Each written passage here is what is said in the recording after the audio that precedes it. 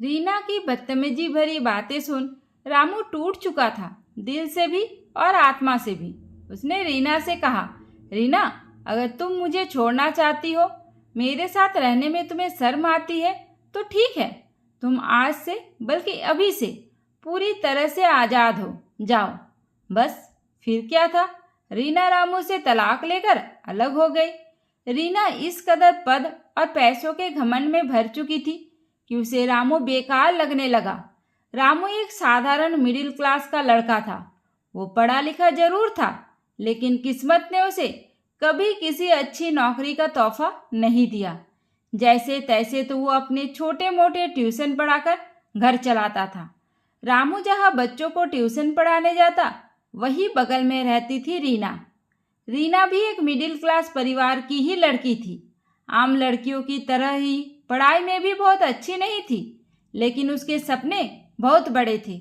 रीना का सपना था कि वो सरकारी अफसर बने, लेकिन उसकी मेहनत में वो धार नहीं थी।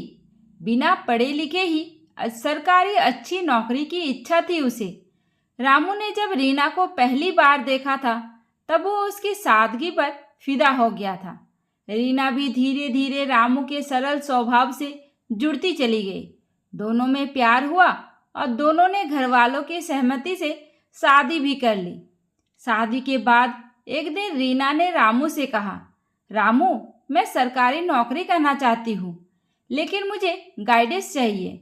रीना की इच्छा जान, उसके सपनों को जान, रामू बिना एक पल भी सोचे कहा, रीना, मेरे रहते हुए तुम परेशान क्यों हो रही हो? मैं हूं ना, मैं तुम्हारा सपना पूरा करूंगा। बस तुम मेहनत करो। अब से तुम्हारी कामयाबी ही मेरी जीत होगी। तुम्हारा सपना मेरा सपना। अब मैं भी तुम्हें एक सरकारी अफसर के रूप में देखना चाहता हूँ। रामू ने कहने को तो रीना से कह दिया कि वो उसे सरकारी अफसर बनाएगा, लेकिन कैसे? वो तो खुद बेरोजगारी का मारा था। इधर उधर ट्यूशन पढ़ाकर घर का खर्च निकालता था। ऊपर से रीना के सपने पूरा करना रामू के लिए एक टेढ़ी खीर के बराबर थी। फिर भी उसने जी जान लगा दिया। जहाँ वो 2-3 बैच ट्यूशन पढ़ाता था, अब वो 5 से 7 बैच ट्यूशन पढ़ाने लगा और कुछ पैसे इकट्ठे कर उसने रीना को कोचिंग में एडमिशन करवाया। इसके लिए किताबें खरीदी गई, लेकिन जितनी मेहनत रामू करता रीना के सपने को लेकर, रीना उसका आधा भी नहीं करती। और पूरे साल की पढ़ाई के बाद, कोचिंग के बाद भी एग्जाम देने पर रीना फेल हो गई और रोते हुए रामू से बोली, रामू, घर के कामों से मुझे फुर्सत ही नहीं मिलती कि मैं ढंग से पढ़ाई भी कर सकूं। रामू को भी लगा कि शायद रीना सही कह रही है। रामू से जितना भी हो सकता था वो घर के कामों में भी रीना की मदद करता था, लेकिन उसने कभी भी रीना को या उसके सपने को टूटने नहीं दिया। रामू खुद रात रात भर जागकर उसे पढ़ाता, पुराने पेपर सिलेक्ट कर देता, मॉक टेस्ट लेता और आखिरकार रामू की लगन और मेहनत के चलते रीना पास तो हो गई। लेकिन अब बारी थी इंटरव्यू की। इंटरव्यू तो था रीना का, लेकिन तैयारी रामू को करनी थी, क्योंकि रीना 4 लोगों के सामने इंटरव्यू देने के नाम पर सहज नहीं हो पा रही थी। रामू समझ गया और पैसों की तंगी के बावजूद भी उसने कुछ लोगों को पैसे देकर रीना का इंटरव्यू क्लियर करवाने के लिए कर्ज भी लिया, सिर्फ इसलिए कि रीना का मेहनत रंग ला सके, उसका सपना पूरा हो सके। और आखिरकार वो दिन भी आ ही गया जिसका रामू को बेसब्री से इंतजार था। धीरे धीरे रीना का चयन एक सरकारी विभाग में हो गया। अब वो एक अफसर बन चुकी थी। पहले दिन जब रीना यूनिफॉर्म पहनकर ऑफिस गई तो रामू की आंखों में आंसू थे, खुशी के। अपने आंसुओं को पोंछते हुए उसने रीना से कहा, रीना, तुमने कर दिखाया, तुम्हारा सपना पूरा हो गया। रीना, आज मैं बहुत खुश हूँ। अब लोग मुझे तुम्हारे नाम से जानेंगे। रामू की बातें सुन रीना मुस्कुराकर रह गई। धीरे धीरे जैसे दिन निकलता गया, रीना का स्वभाव भी बदलने लगा। अब उसके सरकारी नौकरी का घमंड धीरे धीरे रिश्तों पर भारी पड़ने लगा। रीना को अब अपने अफसर होने का नशा इतना चढ़ गया कि वो अब रामू को नज़रअंदाज करने लगी, उससे चिढ़ने लगी थी। अब रामू की बातें उसे बुरी लगने लगी। रामू के साथ बैठना, बातें करना, सब कुछ उसे खराब लग रहा था। यहाँ तक कि कई बार उसने रामू से कहा भी कि रामू, तुम पूरे दिन करते ही क्या हो? दिन भर निठल्लों की तरह इधर उधर घूमते रहते हो।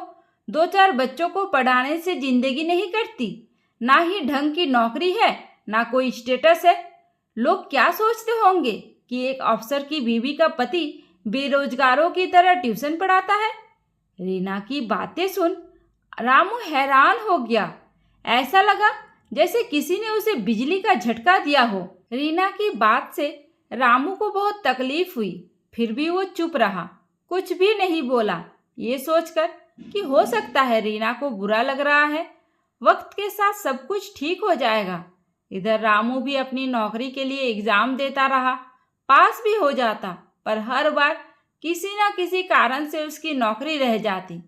शायद उसकी किस्मत ही उसका साथ नहीं दे रही थी। लेकिन रामू की ये मेहनत, ये संघर्ष रीना को नहीं दिखता। अब रीना दिन पर दिन रामू से कटने लगी और आखिरकार वो मनहूस दिन आ भी गया, जिस दिन रीना ने साफ साफ रामू से बोल दिया कि रामू, इस रिश्ते में दम घुटता है मेरा, मैं तलाक चाहती हूँ, मैं अफसर हूँ और तुम एक बेरोजगार। अब तुम्हारा साथ मेरे लिए एक बोझ बन गया है। अब कोई मुझसे पूछता है कि तुम्हारा पति क्या करता है तो मैं कोई जवाब नहीं दे पाती। मुझे बहुत शर्म आती है सबके सामने ये कहते हुए कि मेरा पति बेरोजगार है। रीना की बात सुन रामू को लगा कि जैसे किसी ने उसे जलती हुई चिता में धकेल दिया हो। थोड़ी देर बाद रामू ने कहा, रीना, तुम्हारे जिस सपने के लिए मैंने खुद को मिटा दिया, आज तुम्हारा वही सपना मुझे ठुकरा रहा है। नहीं रामू, वो सपना मेरा था, मेहनत मेरी थी। तुमने जो किया वो एक पति का फर्ज था, कोई एहसान नहीं किया तुमने मेरे ऊपर। रीना की बदतमीजी भरी बातें सुन रामू टूट चुका था, दिल से भी और आत्मा से भी। लेकिन दिमाग अब उसका साफ था। उसने रीना से कहा, रीना, अगर तुम मुझे छोड़ना चाहती हो, मेरे साथ रहने में तुम्हें शर्म आती है तो ठीक है, तुम आज से बल्कि अभी से आज़ाद हो जाओ। बस फिर क्या था, रीना रामू से तलाक लेकर अलग हो गई और खुद को समाज में एक सशक्त महिला के रूप में दिखाने लगी।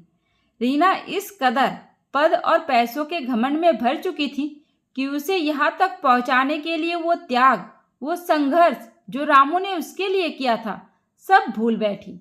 अब रीना खुद को सर्वोच्च समझने लगी थी। अपने ऑफिस में जूनियर स्टाफ से बदतमीजी से बातें करती, खुद को पति को छोड़ने को साहसिक निर्णय बताते हुए औरतों में मिसाल बनती और इंटरव्यू में अपने संघर्ष की झूठी कहानियां गढ़ती। पर रीना का यह घमंड अब रामू को भी खलने लगा था, क्योंकि रीना सबके सामने खुद को महान और रामू को गिरा हुआ पत्नी के पैसों पर चलने वाला बताती, जो कहीं ना कहीं रामू के लिए असहनीय था। रीना की हरकतें से परेशान आखिरकार ना चाहते हुए भी रामू ने फैसला किया कि अब मैं चुप नहीं रहूँगा। बहुत सह ली मैंने अपनी बदनामी, बहुत दिखा दी इंसानियत।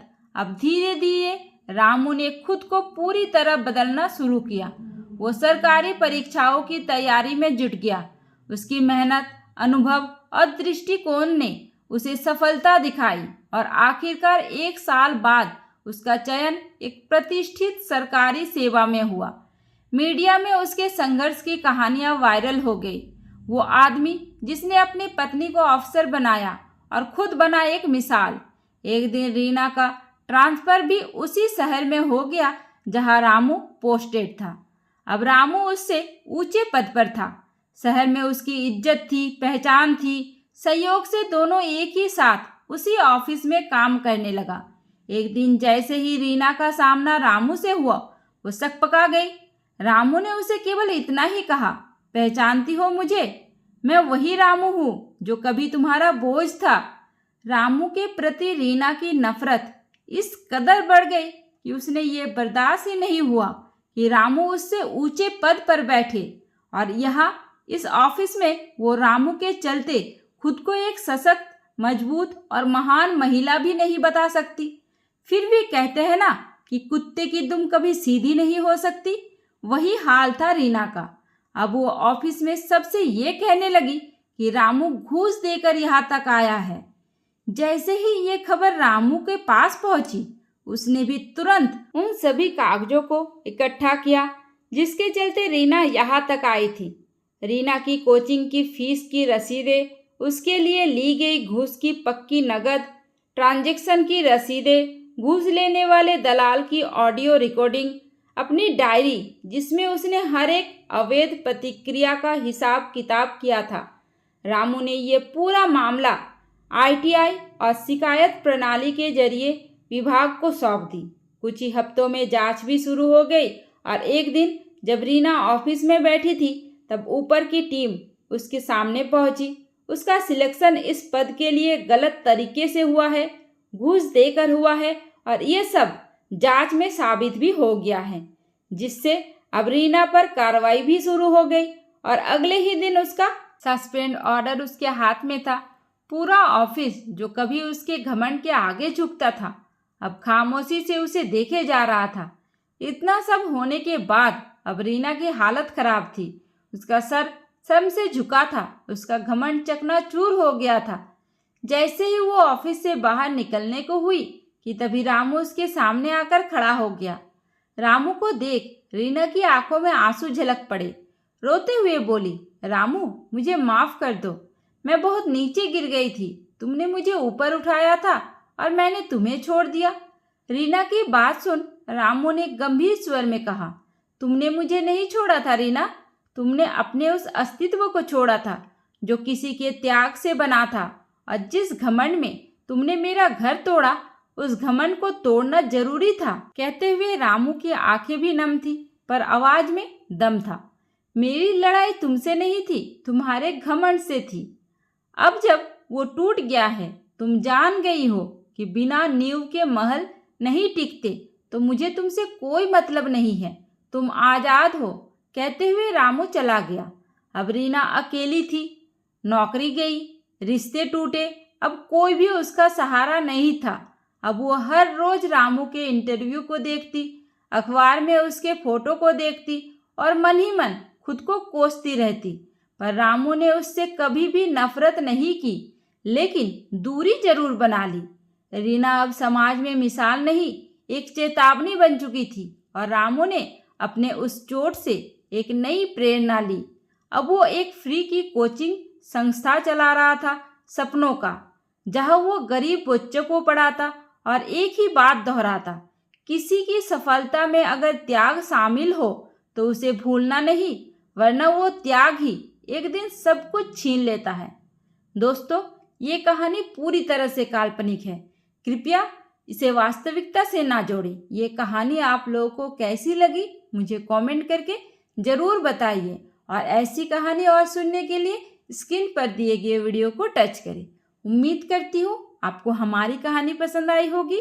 कहानी पसंद आई है तो वीडियो को लाइक करें, चैनल पर नए हैं तो चैनल को सब्सक्राइब करें और हाँ, नोटिफिकेशन बेल को ज़रूर दबाइए ताकि अगली अपडेट सबसे पहले आपको मिले। धन्यवाद।